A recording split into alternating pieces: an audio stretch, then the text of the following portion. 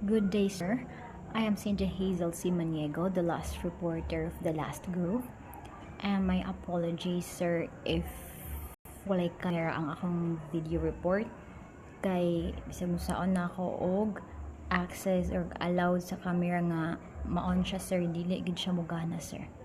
And then, I tried na po different mga video recorders, sir, pero dili jud siya. So continue ta. So today I am assigned to discuss or to tackle about the languages in the Philippines. So first we have here the sword speak. So sword speak, it is also known as Sigilingo, a dynamic and secretive language, and it has an alternative names such as Gay Speak, Backless, Bekimon, and Beki language. So from the definition itself, or from the sentence being flashed on the screen, this language, or the sword speak language, was popularized by the LGBTQ plus community. Okay. So,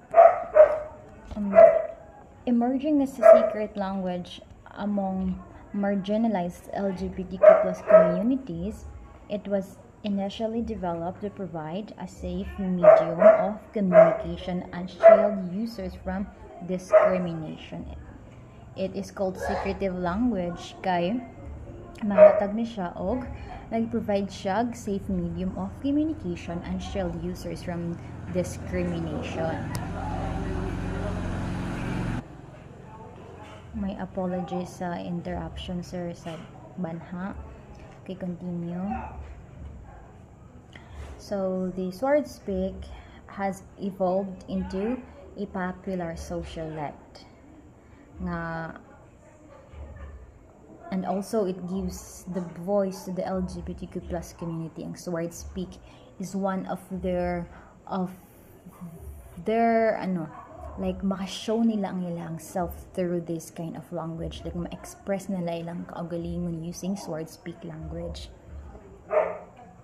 So now let's proceed to the key characteristics of sword speak. So we have here the affixation, use of popular names, nativization of loan words, connotation through imagery, and corruption of loan words. Okay, sorry again for the interruption. So first, let's discuss affixation. So affixation means adding prefixes or suffixes to words to alter their meaning. Okay, it is very familiar, or we encounter it several times. A lot of times, the word affixation. And the example of this is the sword speak charot, which means joking or kidding. Sorry sa banha. Okay, so that is the affixation. Adding prefixes or suffixes to words to alter their meaning. Next, we have use of popular names. Means incorporating names of celebrities or cultural figures as metaphors or codes. So, an example of this one is a celebrity named Tom Jones. Okay, so Tom Jones, it means, so Tom Jones used as his word speak language or word, which means gutom or I am hungry. Tom Jones, hungry or gutom, that is the meaning of it, of that sword speak nga nag-use of names. Next, we have the nativization of loan words, adapting foreign words to fit the local context or pronunciation. So then, one example of this is the English word dead. Nga translate or transform siya sa sword speak language, which is deadma. So it means to ignore or pretend not to notice something or someone. Mao na ang meaning sa nativization of loanwords. Next is we have the connotation through imagery. So using descriptive imagery to give words new meanings. So an example of this one is the sword speak Julalay. Okay, so Julalay derived from the name Jolly, implying a servant or assistant in a playful or exaggerated manner. So meaning, Julalay refers to someone acting as an assistant or helper, often with humorous or dramatic undertones. Like for example, ako na naman ang Julalay mo. Or in English, I am your assistant again. That is the connotation through imagery. So the last one, the last characteristics of sword speak is we have corruption of loanwords. It means altering the denotation of borrowed words to suit a specific context. An example of this one is the original word care and translated into sword speak word kebs. It is spelled by K-E-B-S, kebs, care to kebs. So meaning, I don't care or whatever. So example it in a sentence, kebs na lang sa kanila. I don't care to them. That is the example in a sentence about the sword speak kebs.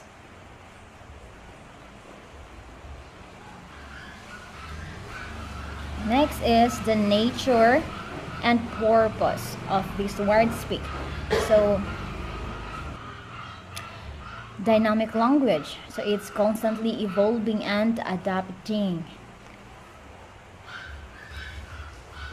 and no formal written form due to its dynamic and secretive nature.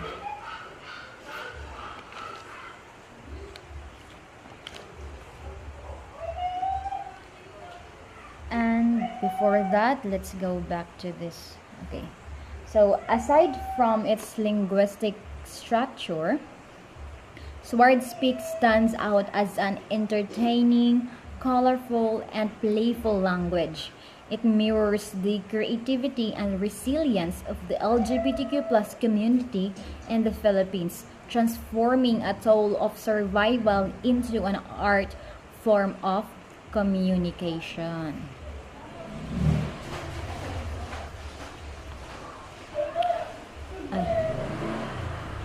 Okay, so now let's proceed to the purpose of sword speak. So it is initially served as a tool for protection and identity within marginalized communities. So in conclusion, sword speak has transcended its origin and is now widely recognized as a cultural phenomenon. Its popularity reflects the influence of LGBTQ+ culture on Philippine society, fostering inclusivity while enriching the country's linguistic landscape. So that's all for the sword speak. Now let's proceed to the next languages in the Philippines, which is the Jejemon.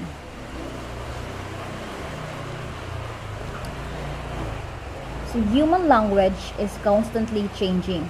It happens across time and social groups. These changes in human languages yields negative perception from people who are unable to cope with new vocabulary or new visual representation. The downside of the new trends might result in miscommunication between social groups.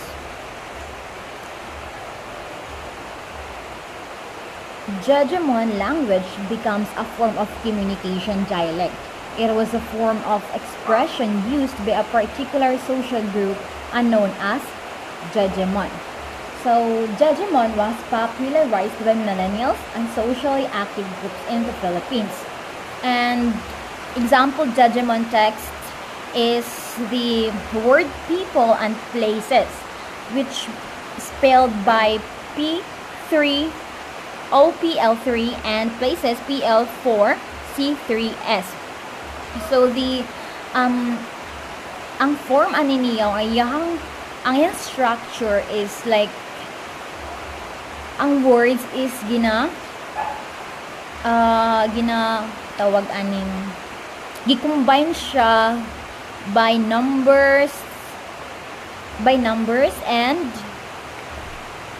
symbols and nag-focus sa phonetics. Okay. So the characteristics of Judgment language. So symbols and phonetics dominate the language. So just like what I said earlier. Average usage 12 text messages daily per user. Judgment practices like JG typing, like ito akong example ganiha sa previous nga slide. JG hats in fashion. Okay, so during my elementary days. Okay, so during my elementary days, kaning JG hats and fashion, kaning JG hats uso gid kayo ni siya. Like kato kalo nga gamay nga naay feather, nga naay balahibo sa manok, something in ato elementary days. So JJ hats uso na siya sa una. And then ang JJ photos online, so wala man taon sa mga JJ photos online. And the Judgment style SMS or social media posts. So katong example nako ganiha nga pag mag-text or chat natong inato ang ilahang structure sa sentence or sa words nga gamiton. So the challenges and criticisms about regarding sa Judgment. So observation by the educators nga mga tao daw kuno nga mag-use of Judgment or kanang expose or gi-adapt ang Judgment language, like mo ilahang naandan is weak in speaking ability, and they have also poor word spelling. Kay ana laging judge ka mo type wa ka kabalong kung saan sakto ang spelling nga ambis ang ganiha o sa places ni bes PLACES. So ang expel nga places kay ang A nga apple giilisan og 4, ang E giilisan og 3. So later on if kung overtime nga gina-use to siya, then ay possibility nga, especially bata pa ka nag-use na app, so na possibility nga magdako ka weak gid ka o spelling, like dili ka kabalo kung what is the proper spelling of the word nga imuwang gigamit. Tungod kay you are adapting or you are familiar na or mo na nasulod sa imuhang mind, sa imuhang mind ang inato nga tinaypan or inato nga spelling.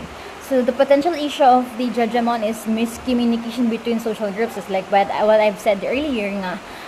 There must be a miscommunication between social groups tungod kay samang ko dili maka-adapt ina nga language, or dili sila mag-struggle sila sabot struggle dili ka-adapt ana nga language. So na miscommunication between sa inyo between person to person, between social groups, especially nga lahi mo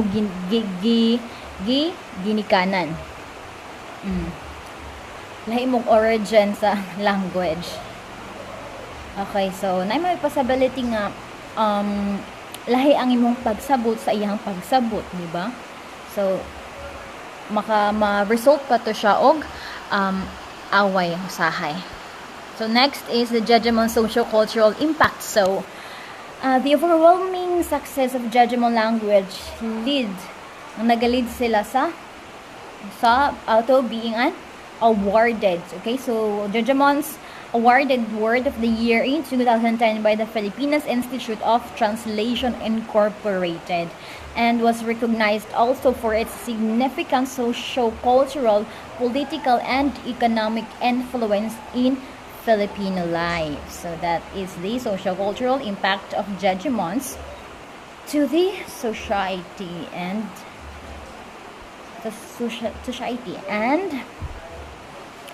in summary, So hegemony is more than a passing trend. It is a reflection of how language evolves to cater to specific social groups, adapting to technological and cultural shifts while also sparking debates about its impact on traditional linguistics norms. That's all for my report, sir. Good day again, and thank you.